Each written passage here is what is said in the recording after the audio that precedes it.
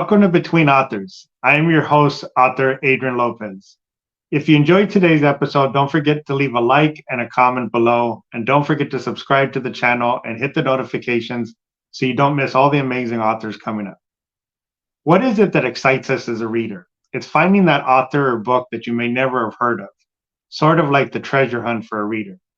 The goal for my podcast is to bring to you those authors or books that you may never have found, but may have been the treasure you've been searching for all along. Today in episode 22, I have author Thomas Muller. We're going to go over a little bit about himself, what he's published, what he's working on, and maybe what his plans are for the future. Welcome to the show, Thomas. Thanks for having me. I appreciate that. Absolutely. I'm glad you're here today. Why don't you give the viewers a little introduction to yourself? You know, things you like, what do you enjoy, a little bit about a background. Okay, well, I grew up rural Pennsylvania, so if you do read my books, you'll find that common theme running through most of them. I've worked a variety of jobs, anywhere from factory work to TV stations. Currently, I work with thoroughbred racehorses, so that's always exciting as a day job. I write whenever I can. I usually take the winter months. I hibernate and usually pop out a book or two and maybe a screenplay. And then I have a little side business with an old friend of mine. We are Pin Drop Entertainment right here, and we do short films and we create scripts and so on and so forth. Absolutely. That sounds great. Do you find it difficult? This is a little side question. Do you find it difficult as a writer going in between doing a book or a novel and doing a screenplay? Do you have to find yourself getting into a different mindset, or is it somewhat similar as your writing process? Not similar, not even close to being similar. With a screenplay, you have to be more streamlined. Your descriptions have to be a lot tighter. You have to basically, you're the viewer, you're the camera. You have to think of those two aspects. So everything is different. With a book, you can get into a character's mind.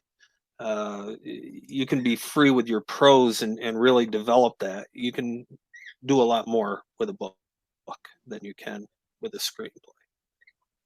Do you find yourself when you do that, do you try to keep them completely separate? Like, I'm going to work only on the book right now, and then if you're doing a screenplay, I'm only going to work on the screenplay? Or do you find yourself every once in a while maybe taking a break from one and hopping into the other? You caught me there. I have bounced back and forth, but I generally, if I'm working on a book, I can step away from the book and come back to it. With a screenplay, it's much easier to sit down and just get that done as quickly and cleanly as possible. You're writing usually in a different tense, past tense versus present tense. Your descriptions, again, are much different. So I find it easier to just write a screenplay in one short set as opposed to a book, which, and you'll find out when we discuss these books, some of them only took weeks to write, others took 10 years. So it's a process. Have you ever, and these are side questions, again, just from what you're doing, but have you ever found yourself, or do you think you may find yourself writing a book and then go ahead and writing maybe a screenplay for it because you feel that this book really could lend itself to that? So two of the three that we're talking about today, I've actually adapted them to screenplays. So I've done that with a few of my works. I've already taken the liberty of going through and adapting them down to screenplays. Yeah. Yeah, that's you have to be prepared. You have to be prepared. Absolutely. Why don't you give the viewers a little bit of an idea of what your influences are? And really, it could be anything that influences you creatively. Mm-hmm. So I'm going to start with probably the number one influence, and I mention it in the foreword to one of my books. I've had many tremendous teachers and professors through my high school into my college life over the years that were major influences, and so I'm one that's always out there propping up and promoting teachers. And professors. I don't think they get the recognition they deserve. Had one in particular with my book No More Tales to Tell, who his name was Tom Lucas, is Tom Lucas. He was a musician. I think he cut 4 or 5 albums back in the 70s all the way up to last year. I mean, so he's in his late 70s now. But his music I thought was phenomenal. He didn't know me, I didn't know him, and the first day he didn't want me in his class because he hadn't had me as a student. So he wanted a writing sample. This is back in 1987. Yeah. So I took in my very first draft of No More Tales to Tell, and I dropped it on his desk and left it for him for the weekend. And when I came in Monday, it was welcome to the class, and he wanted to talk about it, and he pushed me to finish writing this book. So influences teachers, professors, and I think everybody should look up to them. You know, they're the obvious ones: the Stephen Kings, the Clive Barkers, because I tend to write in that darker genres. Other authors, Dave Barry, Carl Hyacin. And then musically, whenever I'm writing a book, I find a set of music, and I always have these headphones on. I'm always blaring music. I can't write without music. I find whatever music fits the tone of the book, whether it's jazz, whether it's rock, whether it's metal, whatever the mood of the book is, and that's what I listen to the entire duration that I'm writing. Would be that style of music.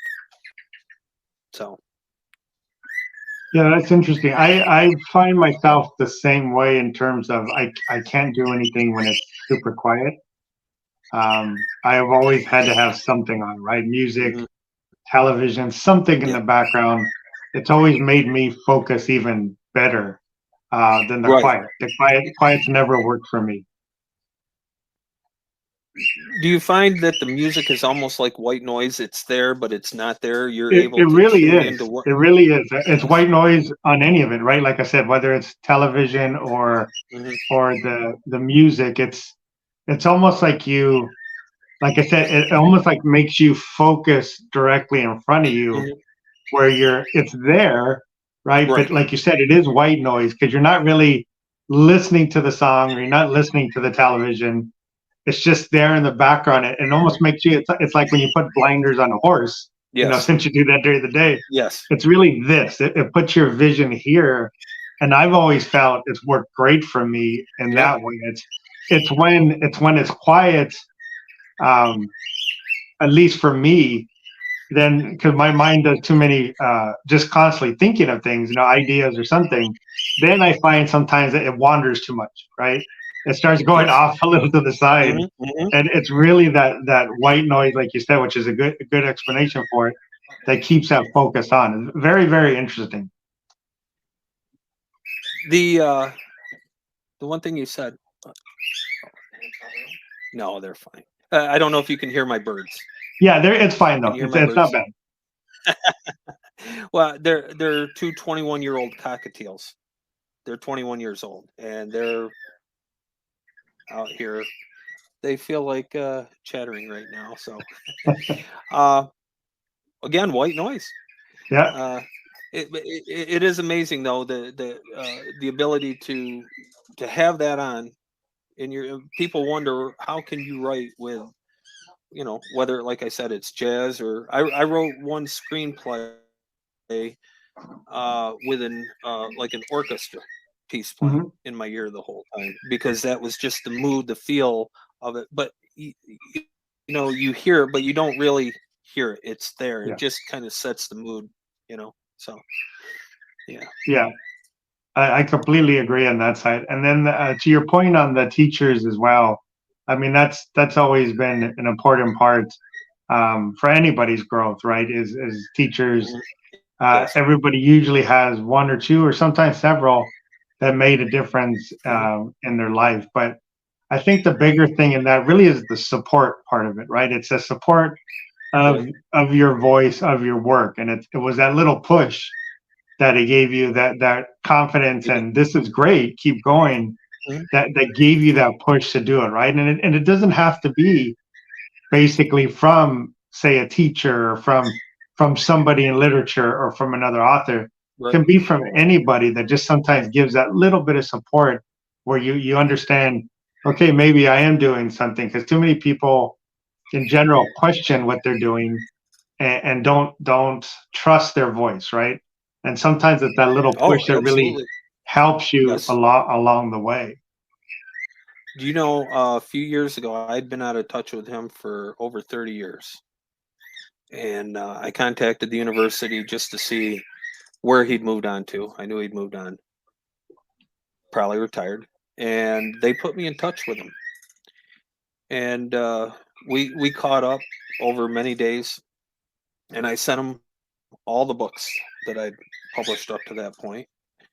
And he sent me all his music. Now, I had one album from Lifeboats, I think it was from 1981 or 82, that he'd autographed for me. But he sent me the rest on compact disc. So we reconnected. But the great thing was, he called me one day out of the blue. It'd been maybe 2 months since we had reconnected. And he calls me and he says, I just want you to know that you contacting me has reinvigorated me. He went back into the studio and cut another album in his late 70s. Yeah. So, this effect, this creative effect that people can have on each other. Here's a man who hadn't been in a studio in probably a dozen years or more, you know, sitting at home just doing nothing, and then all of a sudden, just that little spark got him back into the studio, which I thought was fantastic. So, I believe in really uplifting creative people on all levels. Yeah. I mean, it's true. I mean, a lot of people don't understand sometimes that one simple gesture, right? That one simple comment, Hmm. one Yep. simple, expression can make the world a difference, right? Like you said, it went from Yes. him not really doing anything and not really having Hmm. that spark, that muse, for the 12 years to do it, and just, going back and talking to you and remembering what he was doing, what you were doing, and say your growth and what he had done, it just clicked in again, right? And sometimes it's Yeah. just that. It's a simple Yeah. comment or simple, you're It's a doing great. How are you? Right? a little push, just a little push, That's all it is and sometimes.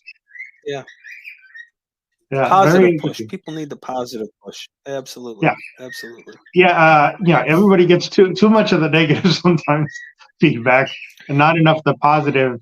Well, And sometimes it's needed, right? I've seen you on Twitter. Obviously, I've seen, now X, formerly Twitter, Yeah. and some of the negativity that runs through social media, it can cripple some people. And Hmm. I'm the opposite. I believe in uplifting.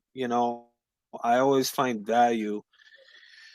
I mean, I've read a lot of the books from the authors in our writing community that you're a part of, and Yeah. they're all tremendous. They're all Yeah. tremendous. Everybody has value, and we need to see the value in other people's work. I think that's very important. That's important for growth. Yeah, Hmm. because you as a writer are going to grow from reading and learning watching other people. You know, Yeah. I mean, there was Too I don't remember if it was the last episode I did or a couple ago, but we were talking or had a discussion with, how most of us authors, when you write, you have, say, a plot or an idea, and then Mhm. what winds up happening is the story kind of takes a life of its own, right? It takes Yes, you it does. on the path. One author mentioned, like, it's being dictated to, right? You're just kind of writing it down. And as we were discussing that and talking about, we really came to the conclusion that it's really similar to life, right? To everyday life. Yes. You have an experience, you grow from it or you don't grow from it, right? You That's learn good. from it, and it changes your path, right? For the Yes. good or worse, but it Mhm. changes your path from that experience and what you do from that experience. And it's very similar to, in the book, as you're writing it, a character may come in that you just meant to be a walkthrough, and all of a Right. sudden it's a main character, right? Or Yeah. it's the character for book two. You're like, wait a minute, Mhm. I got to carry this on. But it's those type of things. People come into your life and make, an impression, good or bad, right? And that's Mhm. social media, unfortunately, is very, very textbook for that, because that sometimes it's Easy. one interaction, and it could be a horrible interaction or it could be a Yeah. great interaction. And unfortunately, the great stuff is amazing sometimes, how supportive people are, but the negative stuff is not needed, because if you don't like their work, if you don't enjoy it, just go past it, right? You don't need Right. to comment and say, "Oh my God, you suck, Move you're on. horrible." Right. Just go past it, right? Go comment on something you enjoy. I'm very fortunate that I can read a work, um, and my wife would tell you I'm the most boring person on the planet because I read everything from economics books and science to fiction, all kinds of fiction, poetry and everything. And I always, again, I try and find value in whatever I read, so I can see the work that somebody put into it, their thought, their process, their heart. Yeah, It's, I guess, something that's a little different, but yeah, I try and be positive for everybody. yeah. I mean, it really it's very similar to, as you're talking about screenplays, very similar to movies, right? Hmm. Not every movie is, a best picture. Not No. every movie is, you're saying, well made, well acted, or anything. But even some of the, worst movies, you sit there and sometimes you go, okay, I actually kind of enjoyed that. It was stupid. It wasn't great. It wasn't even well done, but I enjoyed it. And that's the thing. You take from it what it meant to you, right? What that thing meant to Yes. you. You can watch Hmm. sometimes the dumbest movie, and you're like, I love this movie. It's just so much fun. I'll watch it again if I see it. Yeah. But there was nothing really there to grab from it, but it did what it needed to for you, right? Yes. And again, a lot Cheesy of B people are movies for too, me. yeah, a lot of people are too stuck up on, wow, the screenplay wasn't great on this or the cinematography. Yeah, but did you enjoy it, right? Did you have fun for that 90 minutes, whatever it was? If Right. so, then it did its job, right? Right. It did what it was supposed to. If you took something Yeah. away, whether it was a couple of funny lines that you loved or a couple of scenes that you're like, yeah, okay, that was actually well done, then it did Hmm. its job, right? Not every single thing is going to be up Yes. for best picture, best screenplay, best director. It's just not. Otherwise, other otherwise everybody'd be winning, right? Yeah, absolutely. But yeah, it's very, very interesting, and I completely agree with you on the positive feedback that everybody not only needs but deserves, right? You do need to be Right. sometimes reminded, even the most thick skin of us sometimes would like to just somebody say, well, you did a good job with that. That was actually well Hmm. done. Because, Right. a lot of us don't really take the criticism to heart or don't really let it bother you. But sometimes you're like, Hmm. man, it's just that's all I get. It just seems to be one after another. It'd be nice if somebody just said, hey, that was a good job you did. I had one story as a side, just to finish this off here. I had one story that I wrote years ago that I thought that was the best idea concept that I ever had, and I fleshed this thing out and I sent it off to be edited. Uh, and I mean, it got ripped to, I mean, just torn to shreds. Like, what were you Yeah. thinking? And it's still on my desktop here. I still haven't finished it, but I have to go back and revise and redo. I still love the concept, but yeah, sometimes uh, you know, the reality, the truth, when it hits you, it does make you pause. Yeah. Fortunately, I kept writing. I went on to other things, and it's still here, and it's going to be finished. But I'm just waiting for that perfect time. When the ideas finally hit. Yeah, So absolutely. I mean, the other interesting thing too, and we'll get to your books right now too, but the other interesting thing as well yeah. is, a lot of people forget that, when you're sending it to an editor, an agent, a Mhm. publisher, whatever, you're usually working with one person, right? And that that one Right. person may not understand your voice, right? What you're trying to do, especially if you're doing something out of the norm, something hasn't really been done, or you're approaching it differently. They may not understand it, right? And it's not that your voice or your story or anything is wrong or bad sometimes.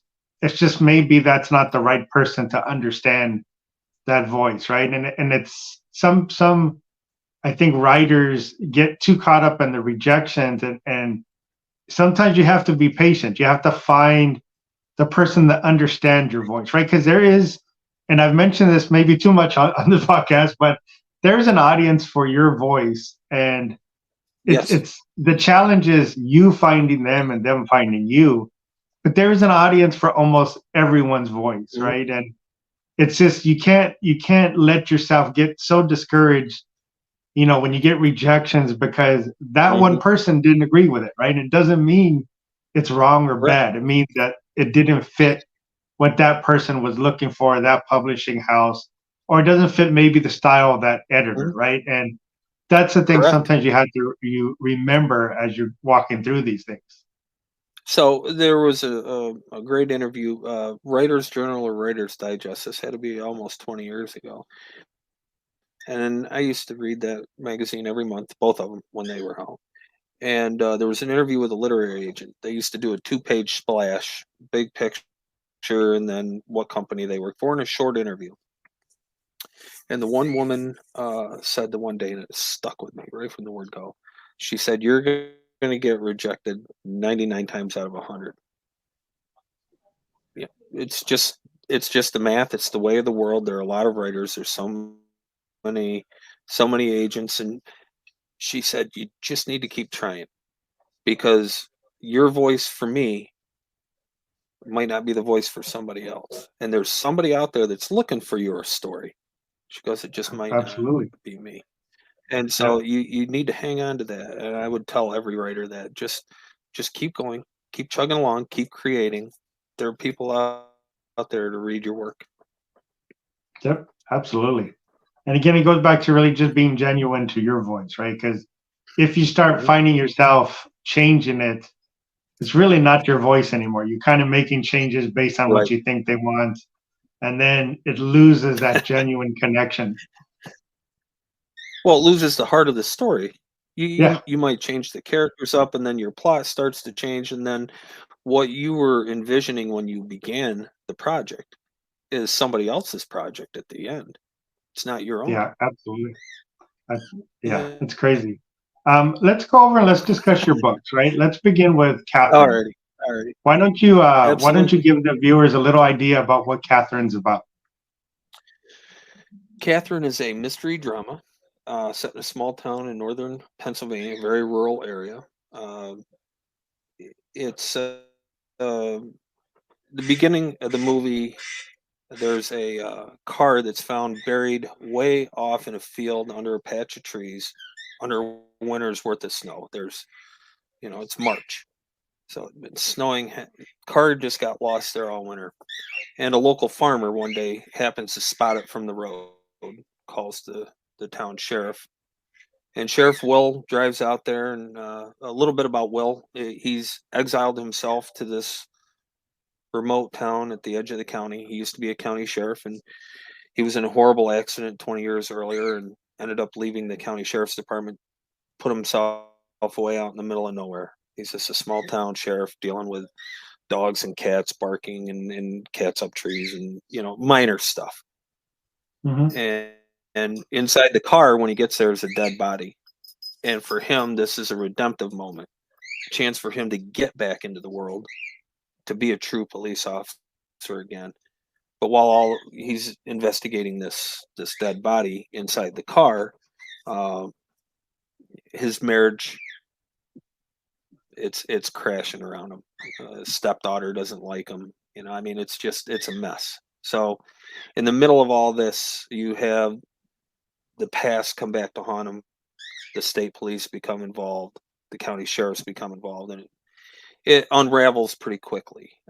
Second half of the book. I'm not going to give away Sounds any endings. interesting. Uh, Do you have a favorite scene in the book? I do.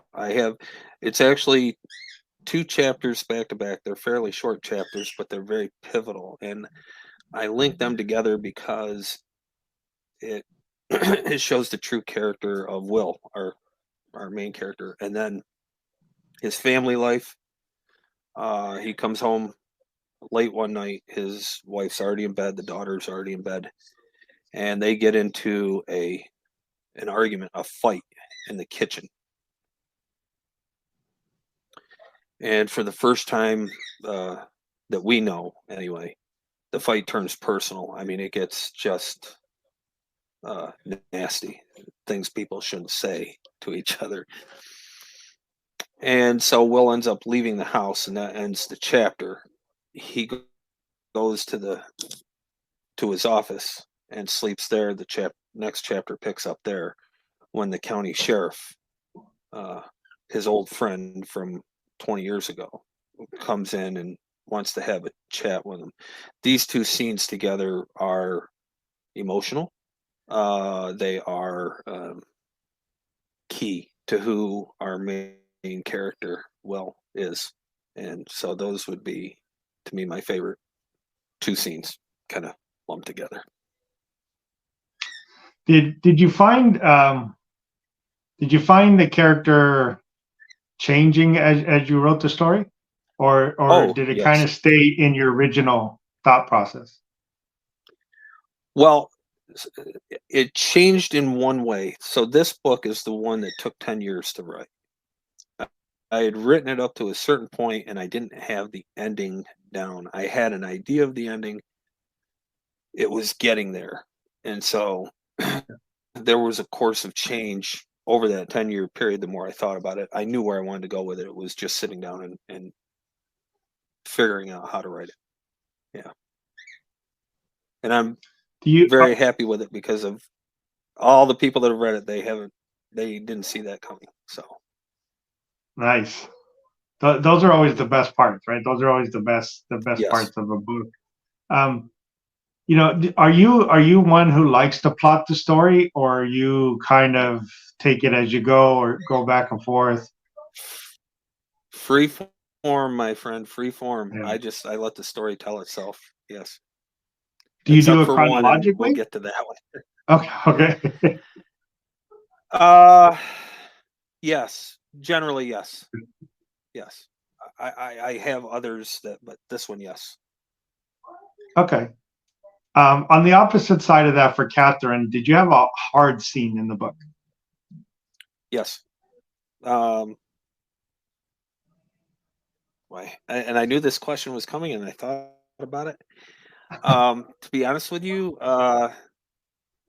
if you read the book, you'll know the scene.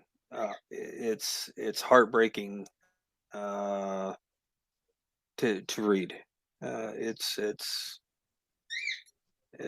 something that like people in law enforcement, it's the one moment that they dread. So it's a very tough scene, very emotional scene, very short scene though. Yeah. Did you The do death any of an specific officer, research? and that Sorry. Yeah. it was the death of an officer in the book that triggered this scene. So Yeah. yeah, I can imagine sorry that to being a bring it down. difficult one. No. Yeah, No that's not a worries. fun one. No. Not a feel good moment, huh? No, not a happy moment. No. Did you do any specific research for this book? Well, I've spent time with a lot of police officers, so that kind of helped me on that end. And then obviously, I grew up in northern Pennsylvania, so the town of Katherine itself is fictional, but it's set within a real location. So I basically just took this one part of Pennsylvania and dropped in a fictional town, but there are references to real locations outside of Katherine. So the research was all basically my own experience. Yeah. Okay. Let's go on to the next book. No More Tales to Tell. I Sure. believe this is more of a horror book, correct? It is, yes. It is. Why don't you give the viewers a little idea about what that book's about? This one's fun for me. So 5 really eccentric men like to gather each month in their own little club, and they drink and they partake in other things that are probably illegal. And they tell stories to each other, stories of death. And the fascinating part to tie into that is when they tell the story, it's a true story. So they have an artifact from said story that when they're done with the story, they present it to the group. So the room that they're in is in the basement of this old Gothic house. And it has all the artifacts along the wall. And they have tables with all the knives. Maybe there was an opera singer that was choked out with a necklace, for example. That actual necklace is on display now in their club. On this particular night, they're joined by a 6th man, newcomer to the group, and he has to tell his own story and also present them with something. And it's 5, because we get through the 5 stories that these men tell, and then there's a wraparound. The book itself with the newcomers, a wraparound that ties all 5 stories together. So it was really unique to write because I wrote 5 short stories and then put them into the book. Interesting. When did that one come up? It's different. Yeah, absolutely. When did it come up? Yeah. Yeah. This is the one I presented to the professor back in 1987. Oh, okay. And he just loved the idea. And he's the one that pushed me to finish it. Over the years, I actually rotated stories in and out of this book that are in other books, because I have a couple of collections of short stories, and some of those were in here and vice versa. Anyway, this book was always the first book that I wanted done, that I needed to get done, just because I knew from beginning to end, I knew how this was going to end. I knew everything about this book. It was just actually sitting down, taking the time and getting it done. Yeah. Did you have any favorite scene in this book? I know you mentioned a couple of short stories, but was there a favorite part in the book? There is, and I'm going to say it like this. I dropped a line in, and the only person, and I mean, I've had a lot of reviews. I've talked to a lot of people about this book after they read it. I do drop one line in this book that if you're paying attention when you're reading it, you figure out the ending. If you're not paying attention, you just read it like any other line. When the ending comes, you're kind of surprised. Yeah. So it's that one line. There's one line in the book, and it's a sweet line. Even when I go back now and I read through and I see that line there, it just makes me smile.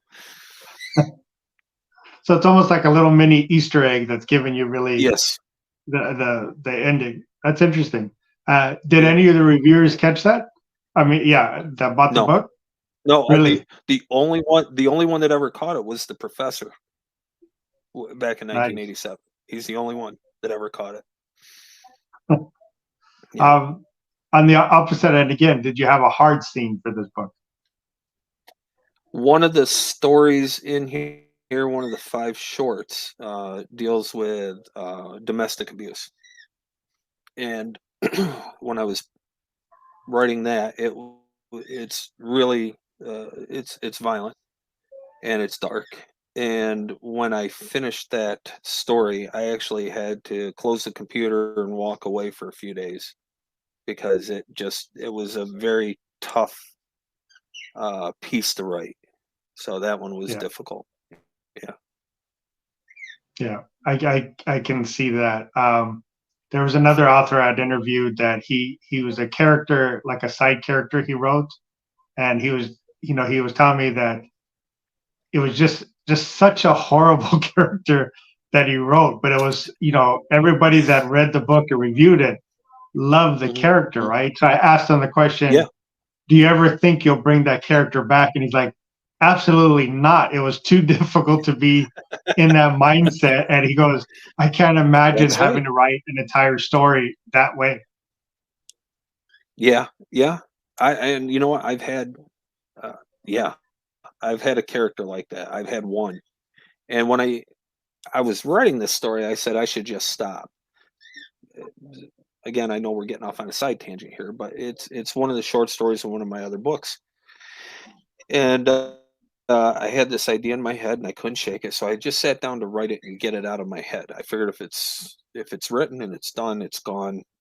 I don't have to think about it anymore. And when I got done, I was even upset with myself. I did a little research online, which I wish I hadn't done. The Yeah. research for it was terrible. Um, when I got done with that, I didn't want to see that story ever again. That character, anyway. You know, Yeah. and never. If you ask me the same, I'd never revisit that character. He's gone. He's Yeah. never do it. No. So I can Yeah. understand that being in that mentality. Yeah. I mean, I again, if you are, it's that connection from the author in the story to the reader, right? Mm, And if the emotion is strong for the reader, it's probably just as strong, if not stronger, for the author right. as you're writing it, right? And again, it Hmm. goes back to that genuine voice that connects that readers will feel. But you can imagine if there's a character that readers are just absolutely, I just feel dirty reading about this person. You can imagine the author as they're doing that in that Yeah. mindset to have to be able to write that. It'd be difficult to do that. I out- don't. I don't think people think of that though. Do you? No, no, they really As don't. somebody who's reason, no, they wouldn't. They wouldn't internalize it the way an author would Yeah. creating this. Yeah, I mean it's similar again. If you go, I mean, go back to movies, similar for method actors, right? That get into that mindset for a Yes. character, and they don't leave it. Even when they're at the food truck getting something to eat, they stay in that because sometimes that mindset is difficult. It's not an easy one. So it's Mhm, almost like mhm.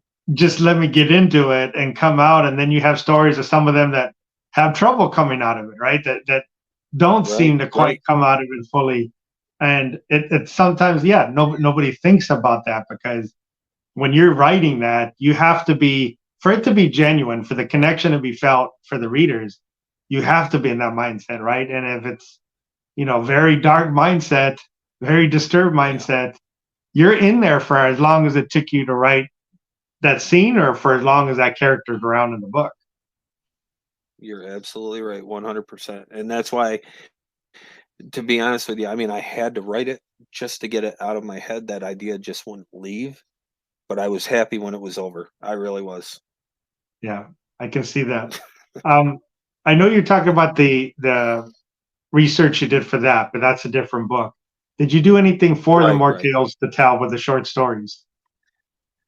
To be honest with you, no, that one was all music inspired. And the band that inspired it was Blue Oyster Cult. So it was just sit down and write and just play music nonstop. Um, the various stories. I will say I did research. One of the stories in here was research for a different project.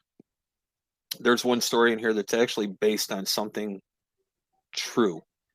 And so the one thing I always ask my readers when they contact me is, out of these 5 stories, and some of them are fantastic, so you can immediately discount them. Which one's based on the true story? And they can't get the right one. You know. Really? Uh, yeah, yeah, yeah. You would think it was the domestic abuse. That one, I mean, I understand that happens all the time. It's a horrible thing, but this story isn't based on anything like that. There's a story in here.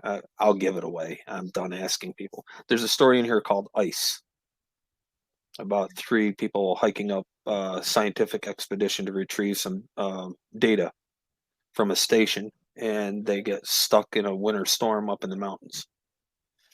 And when they are found, or when the previous group is found, they were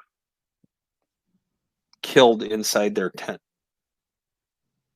And that is a true story that I found a news article on back in the late 90s, coming out of Serbia, of all places.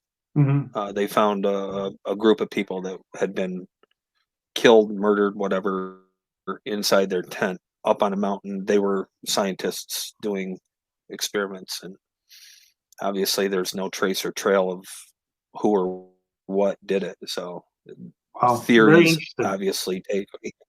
Yeah.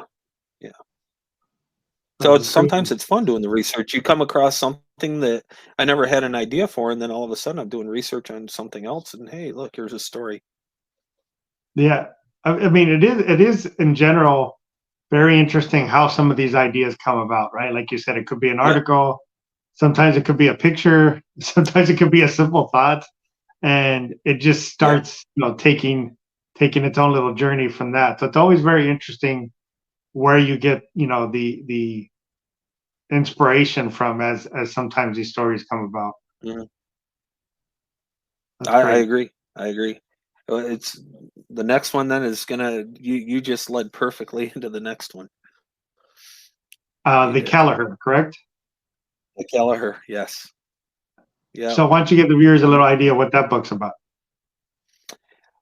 Small town of Willow Grove. Their brutal murder caught 911. People screaming bloody murder into the phone. They track where the call's coming from. Little farm on the edge of town. They send the sheriffs out there. They get out there, and of course, it's just a bloody mess. Fast forward, state investigator working for the Attorney General's office in the state of Pennsylvania gets sent up to Willow Grove to take a look at this. So these people must have been connected some way, somehow. It made it all the way to the Attorney General's office. The man they send up there is a young black man going to probably a town that's never seen a black man. And he's immediately, I confront you with the race issue, the outsider issue, everything right off the bat. I smack you in the head with it. Here it is. Nobody wants to help this guy. Nobody wants to give up any information. Well, he gets there and he finds out there are 5 more murders that have happened over a 30-year period. I'm going back 3 decades. That have taken place in this little town. None of them have ever been solved. It's like nobody's even looking for them.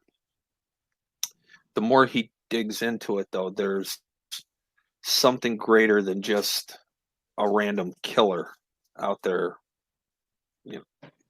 murdering people. There's something much, much, much darker in Willow Grove than just a serial killer. That sounds, each one of your books, I love the concepts of them, how you approached it and what you wrote about. They all sound very, very interesting. Well, thank you. I appreciate that. I do. Yeah, absolutely. I really do. You touched on a couple of things, and if I could, the Easter eggs. I drop a lot of them in here. I link back to other stories, other books, everything. So this book was just a lot of fun to write. It was the most fun I've had writing a book. Yeah, the Easter eggs are always great. You would hope somebody finds them or understands them, but maybe they do or they don't. I mean, it's always a great thing. It depends, because certain genres, like comics that Marvel and all those do, they're known for that, right? Just dropping things where a license plate is an issue number from 1923, or just someone's last name is the original artist from episode issue 1 or something. It's just things that no normal fan would understand, but the hardcore ones that have been reading it for years and stuff would automatically just freak out when they see it, right? But they're always fun. They're always fun when you can find them. Well, first of all, they're fun for me as a writer. If I can slide one in there, I think it's fantastic. But I do have a few readers that have read everything, and they catch most of them. They do, and they'll laugh. They'll say something to me about it. So that's that's the fun that Yeah. you get to have. And that's great because that's telling you that they're basically connecting with everything, right? Each one of these Yes. stories is completely unique and a standalone, but they are Mhm. connecting with each one you put out, and that's always great. I like slipping in. I'll even have a character from a different book make an appearance, in another story somewhere along the way. Yeah, just a walkthrough or something, Yeah, just something interesting. See if people are paying attention. yeah, absolutely. Yeah, there's nothing like those little Easter eggs when you can toss them in there. I mean, like you said, it's just a Yeah, lot of fun for you. You're sitting there giggling as you're doing it. You're like, hopefully somebody will yes. realize or recognize this, but it is just a lot of fun for you as you do it. Did you have, it sounds like it's a much darker story, but did you have It's a very dark uh, story. a favorite scene in the book? I'm gonna give you a favorite line. The whole thing came out of one line that filled my head one day. I mean, I had no idea for a concept story or nothing. It was uh, a frail-looking old lady looking at me saying, "We don't talk about the past," in just the most unhuman voice you've ever heard. And that's what tripped around in there. So there's a scene in there where uh, Derek Whitcomb, the investigator, he's out investigating, and he ends up at this old lady's house, Gloria, and when she says that line, and I mean, it took a while for him to get to that point, but I knew once I got her to say that line, I mean, the smile on my face, I'm like, okay, from here it's just smooth sailing now. The Yeah, other that's the other thing that I really enjoyed, I had a character in there. There's a character called Ray Ray, and Ray Ray is quite a handful. And there are two scenes with Ray Ray that are just precious. The first time you meet him, he gets hauled into the station, handcuffed, leg cuffed, with a spit bag over his head because he's just the most unruly guy you ever met. But man, oh man, I love Ray Ray. Yeah, name so nice, you say it twice. Ray Ray, that's Ray Ray. absolutely. Uh, so again, since this is the darker themed story, what was the hardest scene to write? Um, there's one of the murders was with a mother and her two children, and it was only because they were in the wrong place at the wrong time. And I only touch on that. I don't. There's no full description. No. It's not its own scene, but it's discussed, and that was pretty tough to do. Yeah, Yeah, yeah. But it kind of highlights the gravity of what's been happening here and what Derek is there to investigate, to solve, and to end. So I mean, a lot of people ended up dying in the making of this book, sadly. Uh, but boy, how do I say this?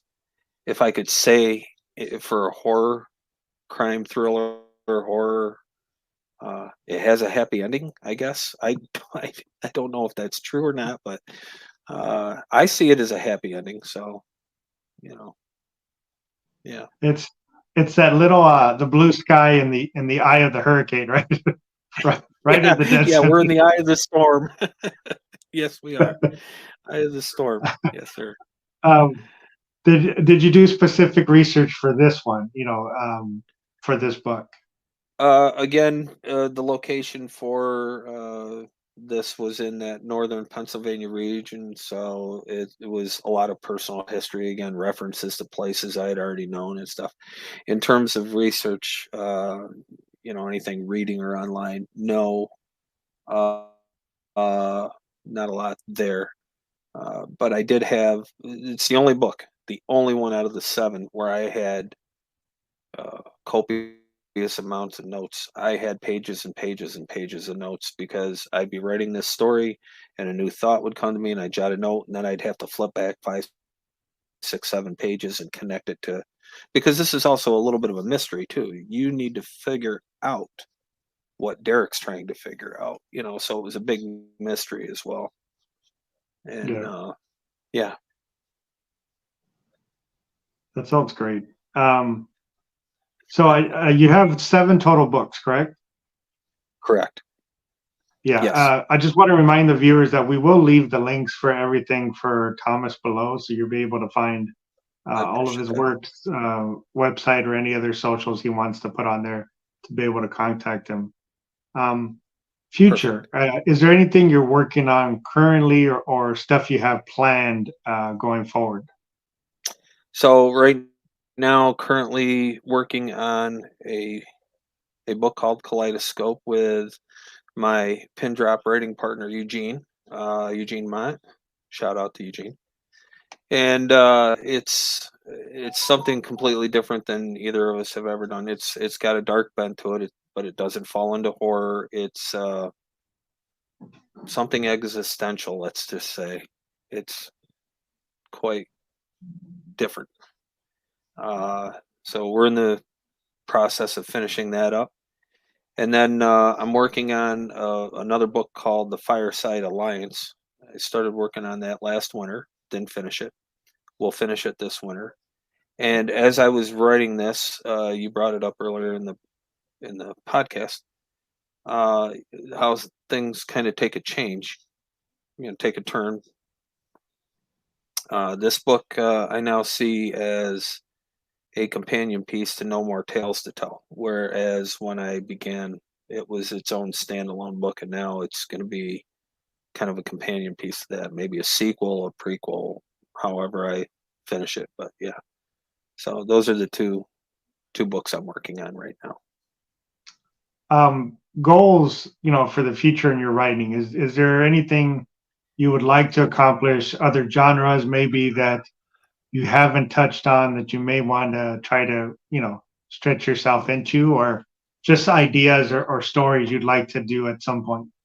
With the screenplays, we've touched between Eugene and I, we've touched into pretty much everything. What is it, NYC Midnight competition last year, I actually placed in the comedy, which, look at me, I write horror and so I had a nice comedy piece that made it. We've written a script that was comedy horror, vampire comedy horror. I don't mind branching out at all. I like trying new things, but I always seem to come back to the darker side. That's where I always end up. Yeah. That's always been my favorite as well. I have my werewolf book coming out on Halloween. Actually, I'm releasing it. Congratulations. Thank you. But I mean, my main stuff is my children's books that I'm doing. But yeah, it's interesting. Horror has always just been probably my main love, right? That and sci-fi. But I've watched probably all the original classics.